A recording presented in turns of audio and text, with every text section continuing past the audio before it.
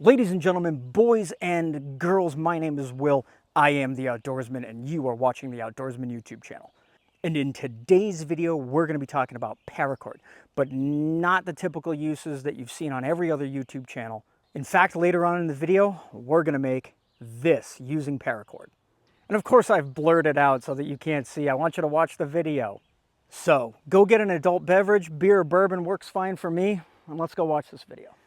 All right, friends, here we go. Now, before I show you some of these uses, there's something you really need to know.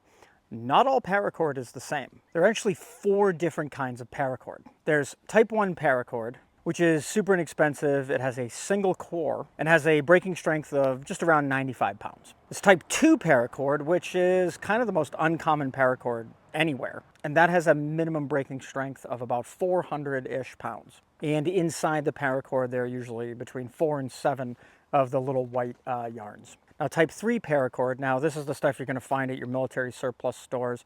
I won't say Amazon because how do you know what comes off of Amazon? But this is your typical 550 cord. And the breaking strength of that is 550 pounds. It has 7 to 9 core strands and is probably the most common, readily available stuff. And then there's type 4 paracord. And this stuff is exceptionally strong cordage. It has a minimum breaking strength of 750 pounds. And that one has 11 little yarns for its core. And let me tell you, this stuff is actually pretty expensive. Okay, so I have my typical 550 paracord here, and I'm going to untie it. And one of the things that you're going to see me on this channel using paracord the most for is affixing things to trees or posts or whatever to keep them off the ground, because I hate having stuff on the ground. Now, because I'm always cutting my paracord, and I generally don't always have a lighter on me because I don't smoke, what I do is I cut it and then I tie a figure 8 on the end, and that keeps it from fraying any further. Now, what you're going to see me do in a lot of my videos is take my paracord, and I don't want to tie it down low because it is going to sag. So once I get it around the tree, I'm going to bring it up higher, up in this general area. Now, what I'm going to do is I'm going to tie what's called a bowline on a bite. So I'm actually going to loop this around like so. And on the other side, I'm going to tie a simple bowline. And that's going to give me the ability to cinch this down to the tree. Now I'm going to cut my paracord using my pocket knife. I'm going to go ahead and I'm going to tie my figure 8 on the end. I'm going to bring it tight up here, pull it tight, and then I'm going to pass through with a loop, pinch that bite off, make myself a loop so that when I pull this tailing, it will come undone. So I'm going to make it long, and then I'm just going to tie off a loose bit to hold it secure. Now, what I'm going to do next might seem a little unconventional because people always try and save their paracord. I literally buy 500 or 600 feet every few months, so it's okay to waste it. I'm going to cut off a length about as long as my forearm. So from the nape of my forearm to my thumb. And I'm going to go ahead and I'm going to cut that. And because I have some gear here to hang up, I'm just going to make 2 equal lengths of that. And now I have 2 semi-equal lengths of paracord. Let's go back up here. Now what I'm going to do is I'm going to place this around and tie a half hitch. Half hitch is a pretty simple knot to tie. If you don't know how to tie one, just look it up online. I'm going to tie a half hitch there, bring it up again, tie another half hitch, bring them close together. So now what I've created is a loop. And I'm going to do the same thing. Let's just do it right next to it. Okay, so now I have 2 loops hanging on this one piece of paracord. Now, you may have seen in other videos, the Outdoorsman doesn't go anywhere without at least some carabiners or some clips. I usually try and keep 4 or 5 in every pack, plate carrier, whatever, that I'm carrying because they're invaluable. So on my Mystery Ranch bag, I'm going to simply clip this carabiner in like that, and I'm going to hang it from that loop. Now my pack is hanging. Now I have another clip here, which is a little different. This has a piece of Velcro on the end of it.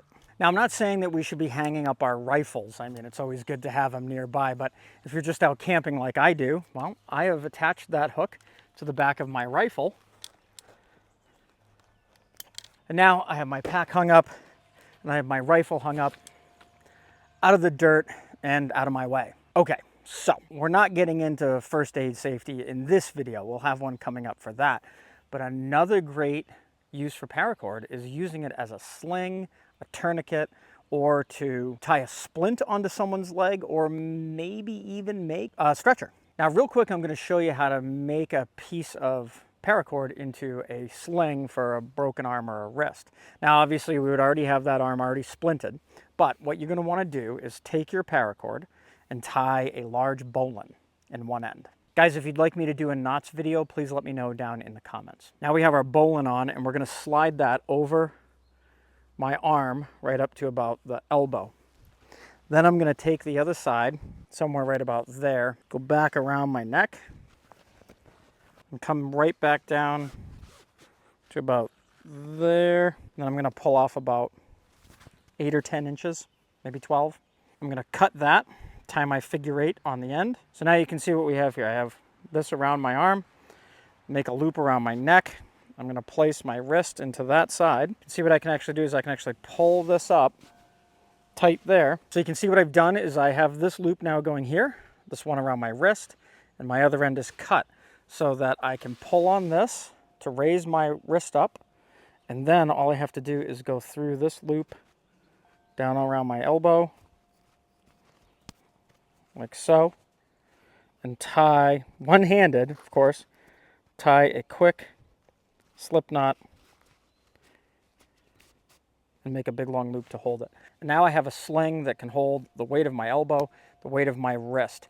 The only thing that I can recommend you guys do here is to take a piece of t-shirt or cloth or whatever and stick it back here because it does become a little painful over time. All right, so here's a little something that I wanted to show you, and I'm going to do it standing up. Now, we've used quite a bit of paracord here today. And what if you want to make it all one length again? So this is 2 pieces of paracord. We're going to make a loop, and we're going to pass this other side through the loop like that, so that we have 2 loops held together. Now, on one side, I'm going to wrap it around 1, 2, 3 times and pass it through the hole there.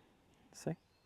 And on the other side, I'm going to do the same thing. 1, 2, 3, and then I'm going to pass this one through on that side so that it looks a mess. Then I'm going to bite it. And I'm going to slowly work these 2 pieces back together. Try and make it look a little neat. And now we've tied both pieces of paracord back together again. And we have one long length. All right, there's one more thing I want to show you before we get to the cool thing, which I'm sure you all have forgotten about by now. It's how I like to coil up paracord, and it's pretty simple. You can use a trailer hitch ball, you can use a doorknob, you can use a tree branch, whatever. But what I do is I simply bring it out like this to whatever size loop I want. I hold it with my hand, thusly,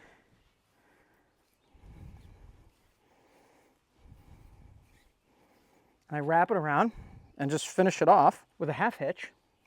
And now I have a perfectly coiled hank of paracord.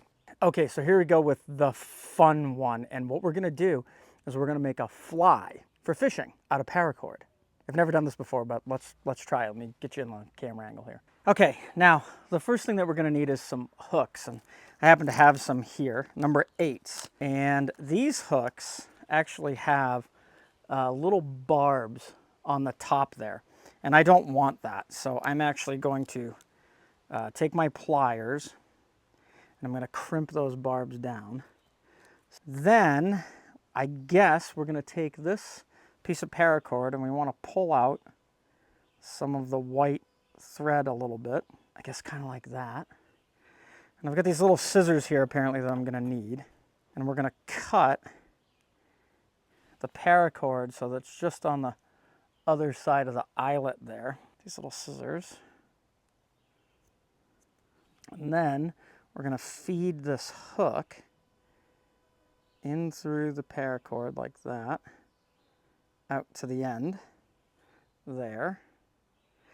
And then we're going to take this torch. Bear with me, guys. Take this torch here.